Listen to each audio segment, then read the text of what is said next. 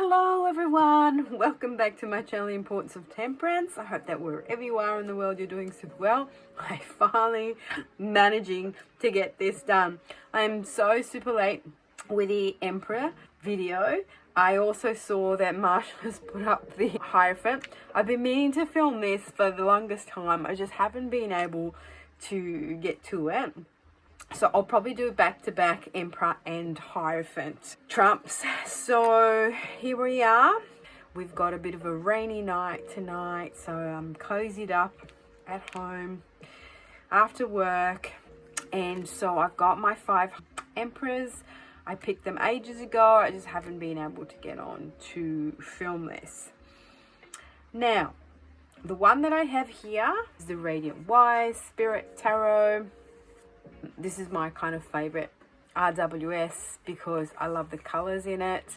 Now, again, I'm going to be a little bit cheeky and do 6 today just because I want to use the RWS because I feel that this is one of my favorite Emperors. I mean, he just speaks to me and gives me, you know, Emperor vibes. I do have a problem with the Emperor card a lot of the time, just because me as a person, I do have a bit of a problem with the so-called establishment or the lawmakers or people telling you what to do, patriarchy, but not in a bad way, like patriarchy in the sense that I don't like men thinking that they are superior to women. I don't mind so much the idea that there are roles for males and there are roles for females. We are what we are.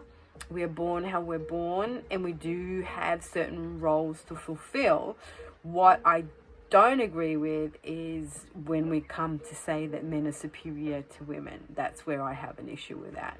So this card I kind of have not a love-hate relationship with, but as I'm maturing as a person and understanding more the yin and yang and understanding more that there is a masculine energy and a feminine energy, and these two energies combined do then bring you into balance.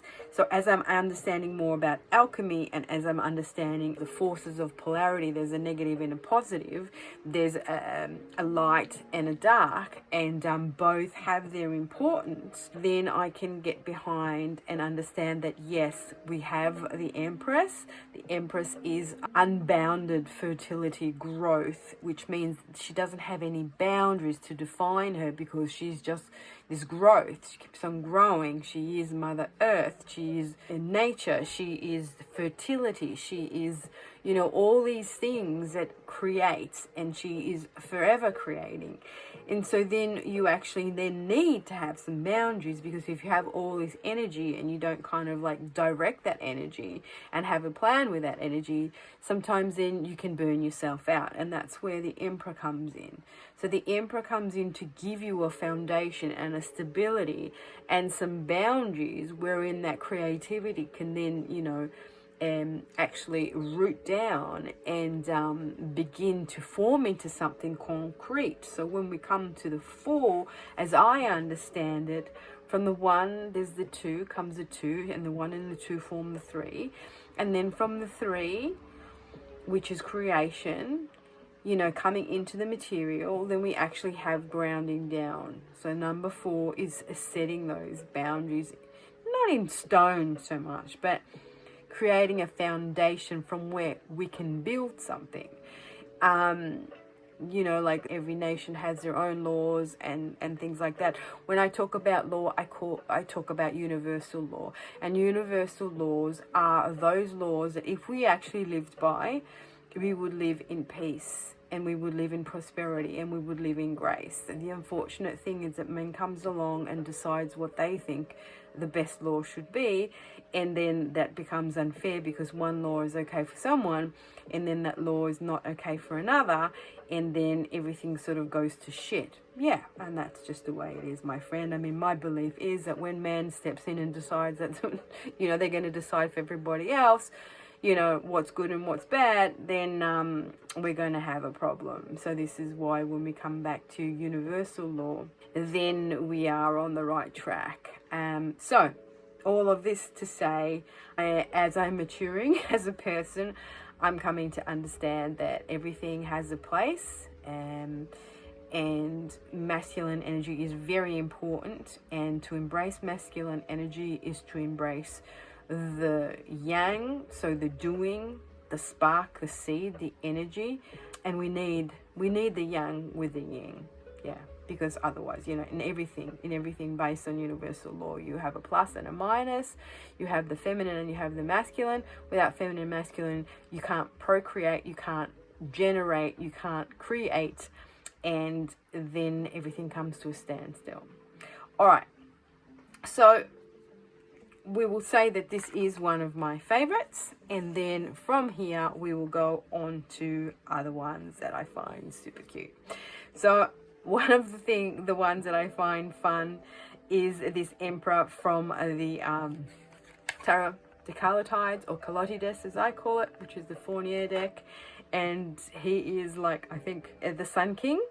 And so Louis I think it's Louis the 14th, I want to say, who is the Sun King, and love his little boxes here with the hearts on it. So that's super cutie there. Then the next one I really like is from the Nicoletta Ciccoli Tarot, and it's Napoleon on the rocking horse. That just gives you those Emperor vibes, does it not? It kind of also in this infantile and child look kind of like situation, you know, when children think they know best, you know, and have that kind of expression as if to say, you know, I want what I want and I want it now, and if you don't give it to me, and yet they're on this rocking horse that just like demolishes their feelings of uppity power. So that's a pretty cute Emperor. Next one is this Emperor here. He is awesome. Now I only have one Tarot de Marseille, well actually two, but this one is Tarot de Marseille, which is a Piatnik, who is the publisher, Piatnik Vienna, and it's based on, I don't know, it doesn't really say here, but it's based on one of the old 1700s or maybe 1800s deck. It's all kind of wood blocky, and it's just like so fun because all the facial expressions are really weird and it's just all out of kilter. I love this deck. I think it's super fun, and just look at this. Look at his face with his little lips.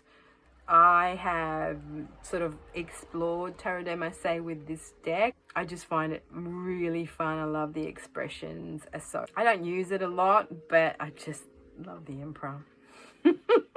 He's sending kisses to his Empress. Isn't that cute? So that's the Piatnik Tarot de Marseille. You guys who know about Marseille, you probably know what this deck is based on. So please leave it down in the comments if you know. I did do a walkthrough of this deck, and I think that in that walkthrough I did give some information around it and what it was based on, but now I've just like, I can't even remember. All right, next one is the Emperor from the Crow Tarot by our MJ Cullinan. And I think this is a super cool Emperor. I love the way that he is, you know, looking everywhere, looking over, like he's even higher, you know, and looking out across his landscape. We've got the Aries signs here. We've got, you know, the rocky cliffs in the background. And we've got his throne. We've got the sword. But we've also sort of got underneath here kind of that stream. Because as you can see, obviously here you have that stream that is a continuation from our High Priestess, the stream of consciousness. And, you know, it has all those elements, you know, with the mountains in the background.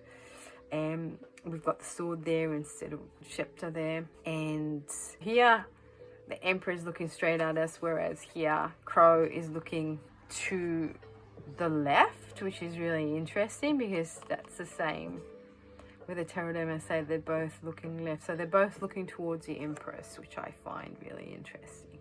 But yeah, I just love this Crow here with his feathers, these extra feathers to show that he has a little bit more of higher power, and I really enjoy this artwork too.